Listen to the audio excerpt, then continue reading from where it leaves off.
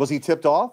Did somebody tell him these cases against President Trump and his agenda now were coming? I don't know. We should find that out. But Judge Boasberg, what he did to Senator Cruz and maybe other senators absolutely is worthy of impeachment proceedings. The American people have heard a lot about this, and you're going to hear more. We should have Watergate-style hearings on this for months.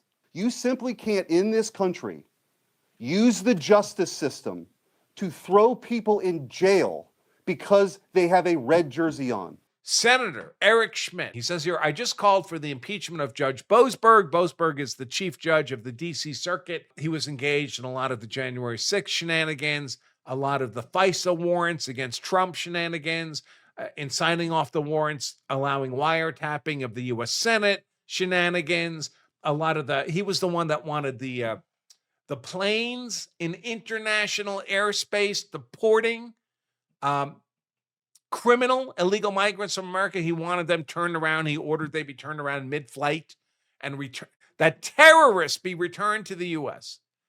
That Judge Boasberg, of course, should have been impeached long ago. He looks like a vampire. You ever see his picture? See if I can find a picture of him real quick. He always looks like a vampire to me. This is him.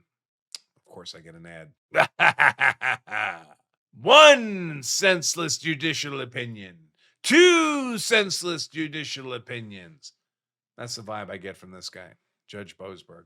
He says Boasberg is the poster child for rogue judges, forcing his way onto Trump cases. He does things like when an emergency case comes in, an emergency motion before the D.C. Circuit, when it comes in at like 1 o'clock in the morning, guess who happens to be? He's not the designated emergency judge, but he happens to be sitting in his office at 1 o'clock in the morning. Oh, don't worry, I'll take this case. Just a coincidence, of course. Forcing his way onto Trump cases, fomenting a judicial resist campaign, issuing illegal gag orders on GOP senators. That's the wiretapping thing. The law says senators have to be informed if a judge issues a wiretap on them. That's a pretty smart thing. I would do that if I were the U.S. Senate too. And he issued a gag order so the senators would not be informed. This rogue judge must go. Let's hear what he has to say here. Oh, I forgot about this. So at a judicial conference, where Chief Justice John Roberts of the Supreme Court was present, Boasberg said, hey, guys, now that Trump's elected, we should all get ready for when he disobeys our court orders. In other words, start issuing court orders that will compel the president to disobey them. And then we really got him. That was the speech. Judge Boasberg gave a speech about how he was going to thwart the Trump agenda before he got those cases. He was not the assignment judge. The D.C. courts have a daily assignment judge. He wasn't the assignment judge. He's on vacation. And look who's with Eric Schmitt. That's Ted Cruz on the right and Grassley behind him. Both very senior senators. Somehow gets these cases at 1 a.m. Was he tipped off? Did somebody tell him these cases against President Trump and his agenda now were coming? I don't know. We should find that out. But Judge Boasberg, what he did to Senator Cruz and maybe other senators, absolutely, and I don't say this lightly, absolutely is worthy of impeachment proceedings. There has to be accountability. The American people have heard a lot about this, and you're going to hear more. We should have Watergate-style hearings on this for months. If we're ever going to root this out, we have to be serious about it, and consequences have to follow. Resignations, firings, criminal prosecutions. You simply can't, in this country, use the justice system to throw people in jail because they have a red jersey on or a blue jersey on. All right, so that's Eric Schmitt. He says, he adds, comment, this is the first time I've called for a judge's impeachment. Normally, appellate courts and the Supreme Court rein in rogue district judges, not Boasberg, not Immelgut, not, of course, Judge Colleen Kalar Cotelli, although she's 80-something. She's senior judge status, so she's basically dead on the bench. There's nothing you can do to her at this point. I mean, I would impeach her anyway. I don't think she would care. She might not even know. Who knows? He's openly biased, gone rogue, and likely broken the law. A lot of judges like this. This account notes the impeachment of judges was a fairly common practice in the first 150 years of our republic. Like only counting U.S. citizens in the census, it lost norm status in the modern era. It's perfectly legal, a completely practical mechanism for correcting judicial corruption. Yeah, that's right. And it can be done by the party in power. This person says, so when can we expect Clarence Thomas to get impeached? Go win some elections. You don't think the Democrats, if they're ever in power again, are going to impeach Thomas? You don't think they'll do that? Of course they will. Of course they will. My buddy Shipwrecked Crew, federal prosecutor, former federal prosecutor, says, I agree. He's followed Cruz, and Cruz is Grassley standing right behind him in that little video we watched. I don't think they're walking away from this. And an important point in here is we all know impeachment requires, it's really a two-step process, right? It's impeachment in the House.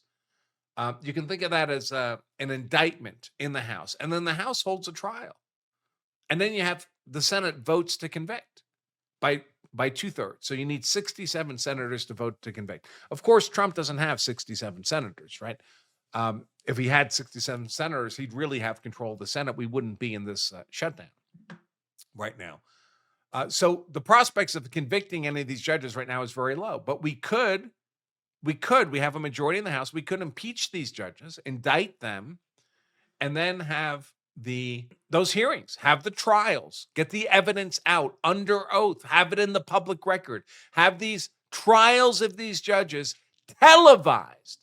I'll cover them. Do all that. You could do that for months with judge after judge after judge, set the groundwork. And then if we get 67 senators, we can vote to convict and remove them from the bench. So there's a benefit to impeaching, even if you will not be able to pull off the removal. And I think that's the angle we should be taking in these cases. Bob loves Alaska. $20. Man, you guys are being incredibly generous today. That gets you 4. I'm late getting here. Update from Portland ICE facility this weekend. Just minutes after Portland police left for the night, Antifa terrorists began hitting and blocking DHS vehicles as they were leaving the facility. I did see that, and I meant to pull that up for everybody, and I forgot. Well, I can't find it quickly, but I did see that. There was a bunch of cops there, and then the moment the cops left, Antifa swarmed back in and started their usual antics, which, of course, is supportive of Trump. Especially the argument that, look, just because things are peaceful in this moment, they can escalate at any time, and we need to be prepared to deal with the escalation. Otherwise, it's a circumstance where Antifa can attack every other night and sleep in every other day, and because every other day nothing is happening, I can't deploy the National Guard that day, when we can reasonably expect the escalation, the violence to escalate again. So, yeah, I definitely see that. Wojo, $5. Any ICE agent hurt by Antifa, these judges should be held accountable. Yeah, unfortunately, we don't do that. We just need to remove these bad judges. Michigan game wardens in the Upper Peninsula are deputized as federal wardens due to Canada and Wisconsin violators entering and leaving the Upper Peninsula. Yeah, that makes sense. It's very common. Says, I understand the military cannot be used as backup. How about state, local law enforcement from other states being federally deputized? I actually can't think of a reason you wouldn't be able to do that. Of course, federal law enforcement, every time you hear of like a joint federal state task force, like for drug intervention, the feds do that because there's a lot more local cops than there are federal cops. So it bolsters the numbers of agents the federal forces can bring to bear. And then when they do that, I don't believe those state officers are restricted to working only within their state of licensure. They effectively become federal agents once they're part of the federal task force. So I'm not sure that couldn't be done, to tell you the truth. Of course, how many extra local cops are there around?